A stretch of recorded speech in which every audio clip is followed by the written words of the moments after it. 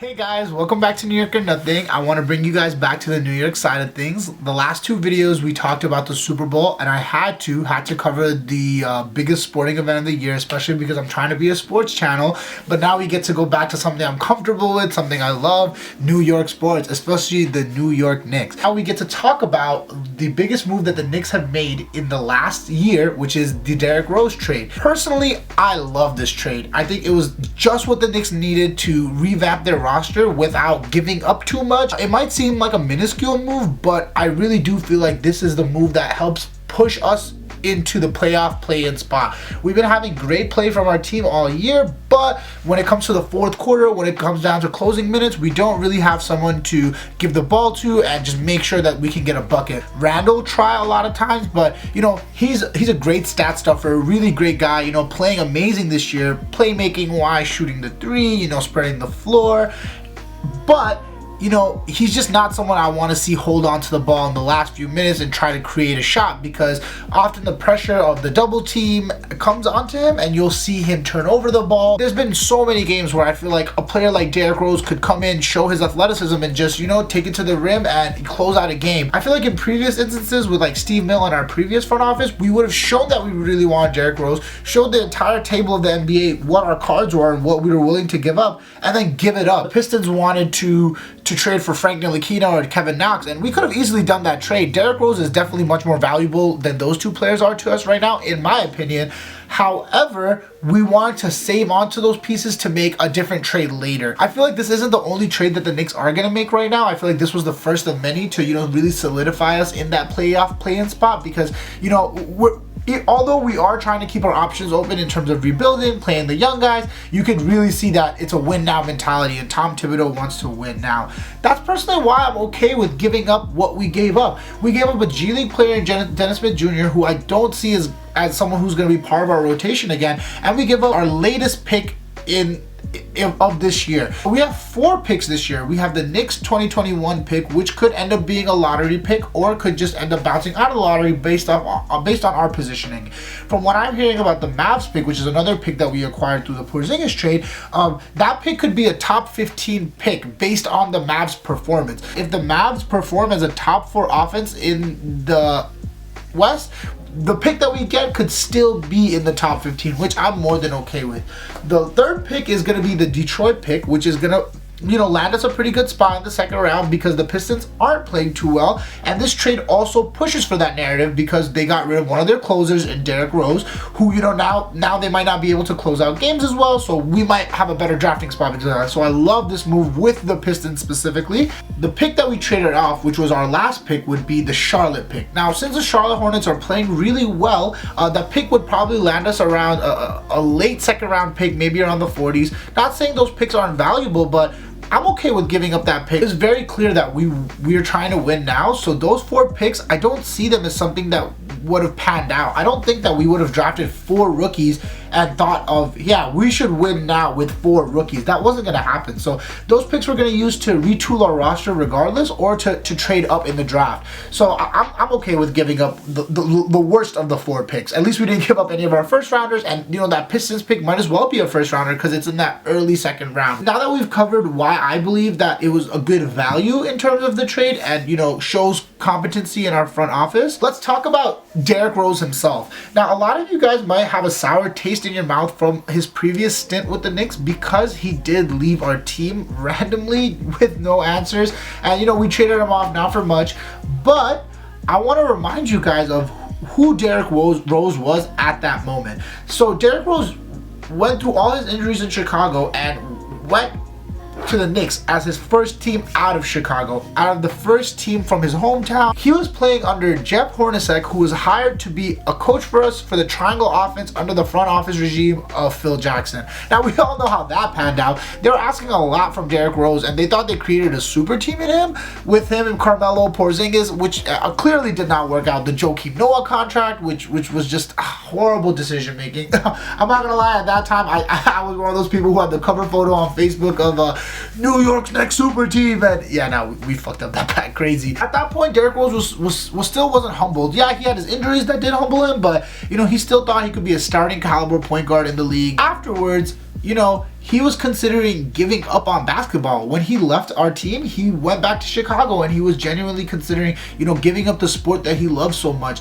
And, you know, that's not an easy place for anyone to be in. So, you know, I really want Knicks fans to you know, try to empathize for him, try to, you know, try to put that back in the past, because he's in a way different place in his life right now. Another complaint that you guys might have is defense.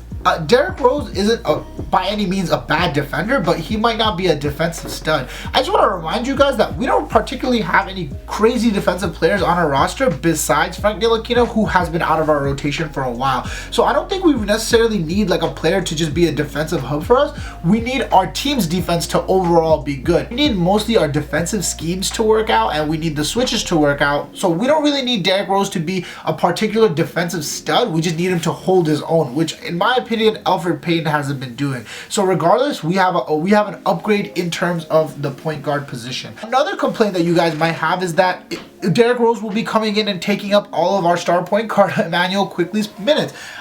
That's just not going to happen, because we can clearly see that they're trying to play Derrick Rose and Immanuel Quickley together. And on top of that, Derrick Rose has already come out to say that he's not here to steal Immanuel Quickley's minutes. He's here to contribute and help Immanuel Quickley and Obi Toppin, our rookies, you know, get acclimated to the league, get comfortable playing within the Tom Thibodeau system, because he also played for Tom Thibodeau's system as a rookie. I noticed that on the Pistons, when asked about Killian Hayes, their new rookie point guard, he often said that, you know, I'm not here to take over Killian's positions. I'm not here to compete with him. I'm here to mentor him. I'm here to help him play better. So I love the attitude right from the start. You're noticing, I watched a lot of Pistons highlights, and I noticed that he's taking the three much more. He's way more of a willing passer. Not that Derrick Rose wasn't a willing passer before. I would say he's much more of a scorer, but you're noticing in the later years of his career, he's much more willing to pass the rock to others and get more people involved. As soon as Derrick Rose lands and comes to the Mecca, the first thing he does is call Immanuel Quickley and Obi Toppin, give him his number, have dinner with them, and then let them know whatever you guys need, that's what I'm here for. And I love it. I love seeing him so willing to you know, give into what Knicks fans want, because you know there's been a clear divide between old school Knicks fans and young Knicks fans in terms of starting Elfrid Payton taking away Immanuel Quickley's minutes, Austin Rivers not getting the young guys involved. So I just love seeing him immediately, you know, help the fan base out, saying I'm here for the rookies, I'm here for the young guys. And you know, words are just words. At the end of the day, actions are words count. And in his first game, his second debut with the Knicks, on that Heat game on Monday, as soon as he gets in the game, the first play that he has is a no-look pass to Obi so he can flush it in. And, you know, we just haven't seen that from Austin Rivers. We haven't seen that from other players, getting our rookies involved, giving them the ball. And that partially is because they aren't able to spread the floor for Obi to be efficient on the court. But at the same time, I just love seeing Derrick Rose as a willing passer. I love that the second play was a kick out to Immanuel Quickley for a three that he just, you know, splashed in. You know, it just shows that Derrick Rose is here to help our young guys. A lot of focus might be on how his veteran presence might help with the young guys. His veteran presence could also help with the veterans. I feel like, you know, now there's someone to call out Elfrid Payton on those really dumb passes, on those really dumb shots that he takes sometimes. I feel like there's someone to call out the rest of our roster when, you know, these 19-year-old, 20-year-old kids weren't going to show their frustration to the guys who are 25, 26. Now we have Derrick Rose who can vouch for them, who can advocate for them. Our cornerstone piece, RJ, we're finally putting him around a genuine NBA, all NBA caliber player. Like Randall and stuff are great veterans. I'm not complaining. I'm just saying we're putting him besides a player who was the youngest former MVP, made it to Eastern Conference Finals, made it to multiple playoffs, and contributed to those teams, was one of the main reasons that those teams played well. He's been in so many playoff-esque positions and playoffs that he has so much to contribute to RJ's development, help RJ learn. And, you know, maybe it might not be even in terms of game. It should be in terms of game, but maybe it could be in terms of avoiding injury, how to come back from an injury, in terms of mentality, because we're seeing a whole different Derrick Rose. You can see the immediate spark that Derrick Rose offers off the bench playing with Quickley. I believe in the Heat game, as soon as Immanuel Quickley and Derrick Rose came into the game, they took a 25-6 lead, 25-6 run on the Heat's team. So, you know, defenses are scared of Derrick Rose. You guys are forgetting that he's one of the most explosive players we've seen. So him driving into the paint, there's a different presence with him quickly driving into the paint and kicking it out instead of Elfrid doing the same thing, because you're going to double team Derrick Rose. We have some basketball junkies, some students of the game in RJ and Immanuel Quickley, and you're kidding yourself if you don't think Emmanuel quickly didn't look up to Derrick Rose and like, I want to ask the youngest former MVP, like, hey, what did you do in this situation? Watch tape with him. Like, hey, how did you get out of this? What did you do to pass out of this double team? Because now we're noticing teams are double teaming quickly more. Our team really needs that closer towards the end of the game. And you know, I feel like Tom Thibodeau has someone that he can trust now to close the game. He has someone that he believes in with plays that they've created in the past, with things that they've done before. So, you know, another closer in the game really does help. And it helps with the rest of the team buying into Tom Thibodeau's whole scheme. With Derrick Rose on our roster, if we get to make the playoffs or the play-in, he would have the most significant playoff experience as a starter, as someone who's seen it before, especially in the East.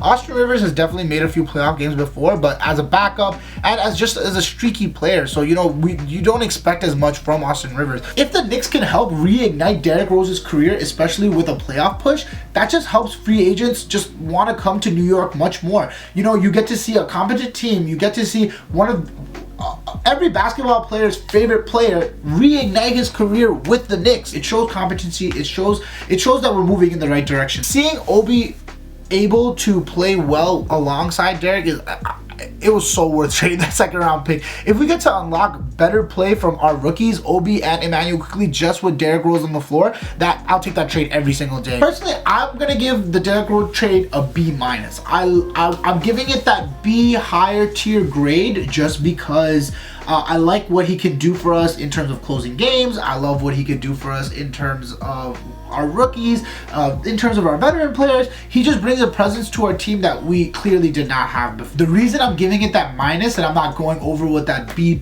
you know, A+ grade is because it's not an answer to our point guard woes. Elfrid Payton is still probably going to start as point guard with Derrick Rose coming off the bench, Emmanuel quickly, you know, playing shooting guard right alongside him, or Emmanuel quickly playing point guard, Derrick Rose playing shooting guard right along him. We just don't have an answer for a starting point guard who could facilitate the floor. Now let's move on to some questions I want you guys to answer in the comments. What do you guys think about this Derrick Rose trade? How do you guys feel? Are you guys excited to have Derrick Rose back in the Garden? The second question I have is, where do you guys think this puts the Knicks in terms of playoff contention? Do you think that this puts us definitely in the playoffs, definitely in the play-in spot, or do you think this keeps us looming right outside? Well, thank you guys all again for tuning in. I really appreciate the love that you guys show me. I recently put up a post about how I'm starting to get into basketball cards. Shout out to Nothin, shout out to Tosif for helping me get into and learning about basketball cards. If you guys would like to see me do some videos to cover that, and if you guys want to hear me talk a little bit more about that, you know, mention it in the comments down below. If you guys have any suggestions for me, as always, mention it in the comments down below. I would much more appreciate it if you guys could like, comment, and subscribe. Share my videos with anyone you think that might like it or appreciate it. Thanks guys for all the love. Really appreciate you guys. Hopefully I'm gonna see you guys soon. Peace.